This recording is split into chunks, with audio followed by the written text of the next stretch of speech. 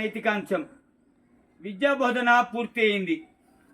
వాస్తవానికి విద్యాబోధన అంటే కేవలం ఒక 4 గోడల మధ్య పెట్టి అక్కడ బోధించడం కాదు. ప్రాక్టికల్ నాలెడ్జ్ కింద ధనుర్విద్యాన్వితుడైనటువంటి గాది తనయుడు విశ్వామిత్రుడు తన వంటి వాడిగా తీరుతన్నులన్నింటినీ మలచాడు రామచంద్రుడిని.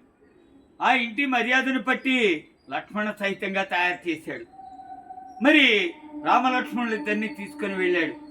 వాస్తవానికి బ్రహ్మచర్యాశ్రమం తర్వాత వచ్చేటువంటి గృహస్థాశ్రమంలోకి ప్రవేశపెట్టాలి. ఎవరండి ప్రవేశపెట్టే జ్ఞాని? తను వెంట ఇచ్చినటువంటి విద్య మనం చిన్నప్పుడు చదువుకున్నాం. ఏదో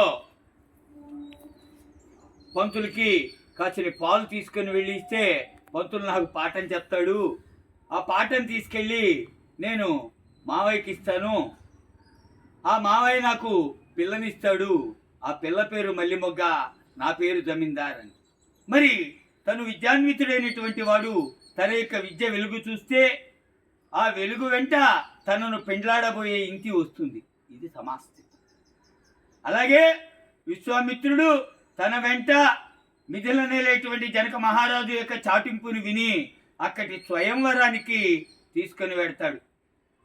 మరి అలా తీసుకొని వెళ్ళి తోడుకొని వెళ్ళినటువంటి వాడు రామచంద్రుని చేత ఆ శివుని విల్లు ఎక్కువ పెట్టించి అది పెళపెళారావాలతో ముక్కలైతే అనుసంధానకర్తగా తాను నిలబడి రామ లక్ష్మణులకు ఆ ఇంటి వారైనటువంటి సీత ఊర్మిళలను భార్యలుగా ఒప్పందం చేస్తాడు. తర్వాత క్రియలో శతానందుని నోట ఆ కుశధ్వజుడి యొక్క పిల్లలైనటువంటి మాండవి శృతకీర్తుల్ని భరత శత్రుఘ్నులకు కూడా ఇచ్చేటట్లుగా ఒప్పందం చేసి దశరథ మహారాజు యొక్క 4 కుమారుల యొక్క పెండ్లి ముచ్చటను తీర్చారు. ఇక్కడ ప్రథమంగా చూస్తే విద్యనివ్వడమే కాక గురువరుడు వెంట నుండి శుభ కళ్యాణ నియుక్తాన్ని కూడా చేశాడు. కాదనే పరిస్థితి లేదు. ఆ తర్వాత మనకి విశ్వామిత్రుడు కనబడడు. కేవలం శుభముహూర్తాన ఉన్నత విద్యను ఇచ్చి అతన్ని ఓ ఇంటివాడిని చేయడం తన లక్ష్యంగా అనుసంధానం చేసుకున్నాడు. ఇది నియుక్తమైనటువంటి మరొక నీతి. వాస్తవానికి గురువు అయినటువంటి వాడు చెప్పినటువంటి చదువు చెందేటువంటి విధంగా ఉందా లేదా అనేటువంటిది కూడా పరీక్షించి సర్వసిద్ధాత్మకుడైనటువంటి శిష్యుడికి ఉపదేశితంగా ఇక నీ చదివినది చాలు, నువ్వు గృహస్థాశ్రమ ధర్మంలోకి వెళ్ళు అని చెప్పాలి.